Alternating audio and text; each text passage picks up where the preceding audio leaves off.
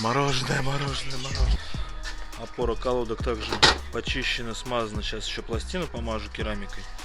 Колодочки, и все это собираем, смотрим, катаемся. И не забыть бы отписать все, что мы нашли. И еще сразу не сказал, датчик клиренса задней подвески для регулировки фар вверх-вниз.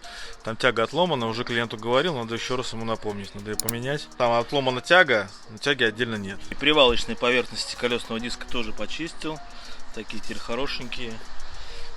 Здесь также, здесь у нас диски свежие. Сейчас тоже пробегусь. Так, и по тяге датчика регулировки угла наклона фар.